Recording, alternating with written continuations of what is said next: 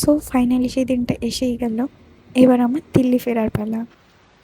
সকাল থেকে ভীষণ বৃষ্টি হচ্ছিল। আমি তো ভাবছিলাম ফ্লাইট ক্যান্সেল না হয়ে যায়, কারণ এতটা জোরে বৃষ্টি হচ্ছিল, সারাটা রাস্তায় বৃষ্টি ছিল। আর আমার শরীরটা সেদিন কি যে খারাপ লাগছিল কি বলবো। তো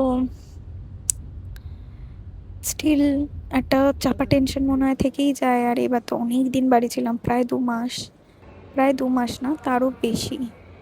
আর আমি যেহেতু জয়েন্ট ফ্যামিলি থেকে বিলং করি, পুরো একা একা একটা জায়গায় আবার চলে যাওয়া, ইটস ভেরি ডিফিকাল্ট।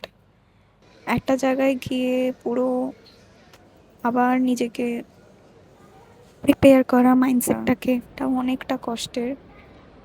সো এভাবে আমি দিল্লি ফিরে গেলাম। আর গিয়ে তো একটা রেস্টুরেন্টে ভালো মন্দ খেলাম মনটা ভালো রাখার জন্য। সেটেল ডাউন হতে হতে তো 1 সপ্তাহের বেশিই লেগে যায়। হোম সিকনেস হয় আমার ভীষণ পরিমাণে। কারোর সাথে কথা বলতে পারি না বলে মায়ের সাথে বকবক করতে থাকি। So that's it for today, thank you.